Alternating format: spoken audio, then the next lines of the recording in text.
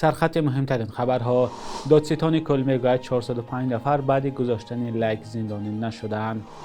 وکیل خواهان سنگین‌ترین جزا به گمانبران کراکوس شد و بلاگران تاجیک 12 میلیون سومانی درآمد گرفتند.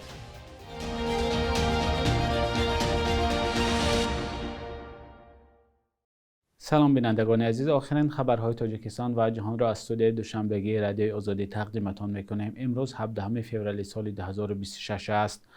دادستان کل تاجیکستان میگوید که سال گذشته 405 نفر در زیر موادهای ممنوع در شبکه‌های اجتماعی علامت پسند یا لایک گذاشتند، اما بر اساس قانون نو از جوابگری جنایی آزاد شدند. حبیب الله واحدزاده دادستان کل 13 فوریه در نشست خبری گفت نسبت این افراد ایضاح ماده‌های داخل کدس جنایتی تاجیکستان تطبیق و آنها از جوابگری جنایتی آزاد کرده شدند. ماه می سال 2025 جزای جنایی برای لایک گذاری در شبکه‌های انگشت زدن به علامت پسند یا لایک در زیر مطلب‌های اینترنتی قبلا صدها کس را به زندان برده بود. دادستان کل تاجیکستان 13 فوریه گفت در پی بیکار شدن جزا برای گذاشتن لایک در شبکه‌های اجتماعی صادر شوی جنایت‌های مربوط به افراط‌گرایی نظر به یک سال پیش 314 عدد یا 23% کم شده است. و اطلاع رسمی در تاجیکستان بیش از 1,500 کس برای گذاشتن لایک و نوشتن شرح در زیر مطلب‌های به گفته مقامات دارای خصوصیت افراطی جزا گرفتند. وکیلان پارلمان تاجیکستان در ماه ایون سال 2018 در پی اصلاح کدس جنایی کشور در قانونگذاری سفیدکنی عمومی تروریسم طریق شبکه‌های اینترنت را جرم شناختند و این معیار در میان مردم با ماده جزا برای لایک معروف است. وکیل جبردیدگان حمله به تالاری کراکر سیتی هال مسکو گفته است که در مرافعه نوبتی از دادرس طلب خواهند کرد که به همه متهمان جزای سنگین‌ترین داده شود. لودمیلا ایور در این باره روز 16 فوریه به خبرگزاری رسمی تاس مصاحبه داده است. از روی قانون‌های روسیه حکم سنگین‌ترین حبس ابد است. در حمله تروریستی به کراکرز در کنار مسکو در روز 22 مارس سال 2024 149 نفر کشته و 609 کس مجروح شدند. محاکمه گمانبران از ماه آگوست سال 2025 در دادگاه دوم حوزه غربی نظامی در مسکو جریان دارد. در کرسی عیبداری 19 نفر نشستند که اکثرشان زادگان تاجیکستان هستند. آنها به طرحریزی و مساعدت و انجام حمله تروریستی متهم می‌شوند. مرافعه پس درهای بسته می‌گذرد و معلوم نیست که تا کجا حقوق گمانبر شدگان حمله به کراکرز رعایت می‌شود. نیروهای قدرتی روسیه هنگام بازداشت گمانبران دست به اذیت و شکنجه بیرحمانه آنها زدند و سازمان‌های حامی حقوق به مثل هومن رایتس واچ گفتند به اعتراف گمانبران باور کردن دشوار است. سال گذشته بلاگران تاجیک 12.8 میلیون سومانی یا 1.3 میلیون دلار درآمد گرفتند. نمایندگان کمیته انداز یا مالیاتی تاجیکستان 13 فوریه در نشست خبری گفتند بلاگران سال گذشته به دولت 2.4 میلیون سومانی یا 257,000 دلار مالیات سپاریدند. حجم مالیات سپاریده بلاگران نظر به یک سال پیش 97,003 سومانی یا 10,000 دلار کمتر بوده است. مستقلانه تصدیق کردن این رقم‌ها از منابع مستقل امکان پذیر نیست. طبق آمار رسمی فعلا 119 نفر همچون بلاگر در کمیته انداز ثبت نام شدند. ثبت نام بلاگرها در تاجیکستان سال 2020 سر شد. مقامات به این بخش زمانی توجه کردند که صف بلاگران برای گرفتن درآمد افزود.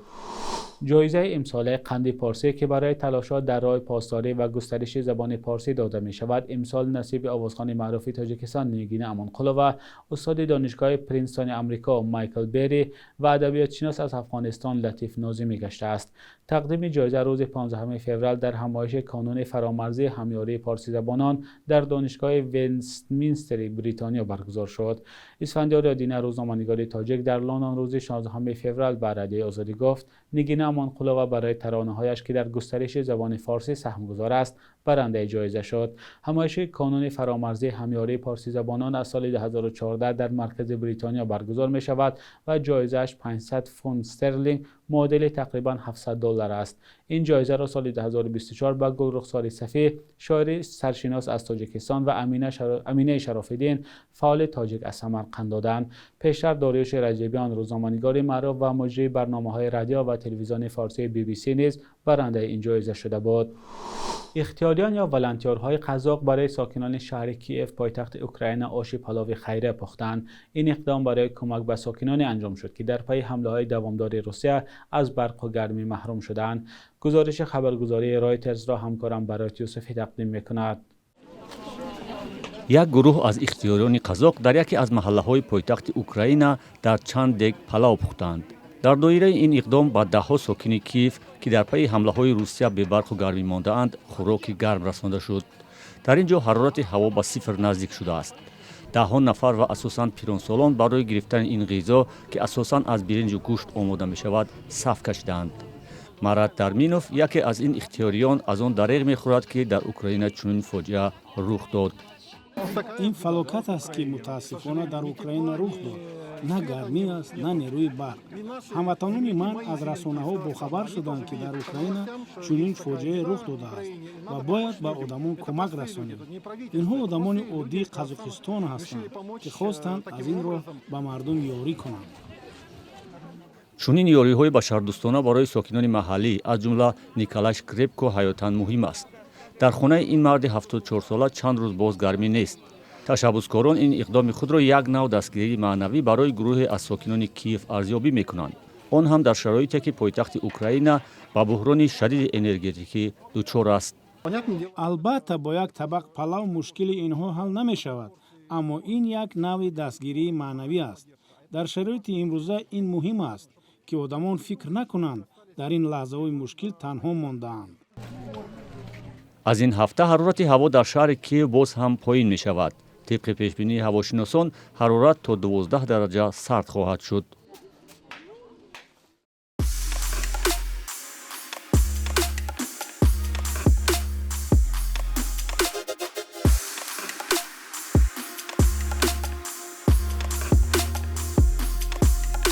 همه چیزی که میخواهند و میخواهید در اینجا هست.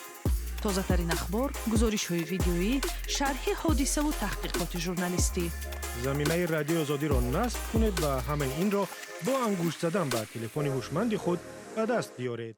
بخش یک روز تاریخ است که مهمترین تحولات تاریخی در روز 17 فوریه را فرا می‌گیرد.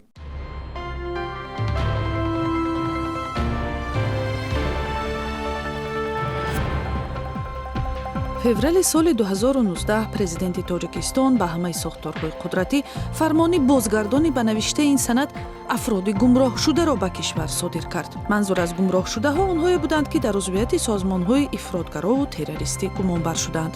амри вижа дар ҳоле дода шуд, ки чанд сол пеш аз ин мақомот тавассути расонаҳои хабарӣ гуфтанд, шахсони муттаҳам дар пайравӣ аз гурӯҳи 24 салафия ва ҳизби дар Тоҷикистон мамнӯи наҳзати исломӣ дар сурати пушаймон шуда ба кишвар баргаштанашон авф ва озод мешаванд, вале даҳҳо ҳолате расонаӣ шудааст, ки аз бозгардони ғайриихтиёрии мунаққидони ҳукумат ва зиндонӣ шудани онҳо гувоҳӣ медиҳад. дар ҳоле ки шумори шаҳрвандони ҷӯёи кори Тоҷикистон дар хориҷа беш аз 1 миллион нафар мебошад, дар як омори ғайримунтазира феврали соли 2008 собит шуд, ки барои ҳазорҳо хориҷиҳо маҳз Тоҷикистон макони аслии кору даромад будааст. ҳисоб шудааст, ки аз миёни 15 000 коргари хориҷӣ бештар аз ҳама чиниҳо буда, баъди онҳо шаҳрвандони Афғонистон, Эрон, Туркия ва Узбекистон ҳастанд. 17 феврали соли 1918 нависандаи маъруф Садриддин Айнӣ дар ҳоле ки 40 сол дошт, яке аз китобҳои муҳими таърихию таҳқиқотии сиёсиаш таърихи инқилоби фикрӣ дар Бухороро ба забони тоҷикӣ навишта анҷом дод. 2 соле ки барои навиштани ин китоб сарф шуд, давраеро фаро гирифт, ки Садриддин Айнӣ аз захмҳои сахту сангини 75 чӯби амири Бухоро муолиҷа мегирифт.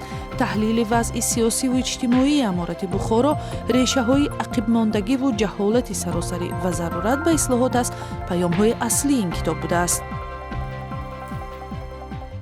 صبح امروز در بانک تجارتی تاجیکستان 1000 روبل روسی تا 121 سومانی ارزش دارد. 100 دلار آمریکایی باشد به 940-943 سومانی برابر است. قرب رسمی بانک ملی تاجیکستان برای 17 فوریه چنین تعیین شده است.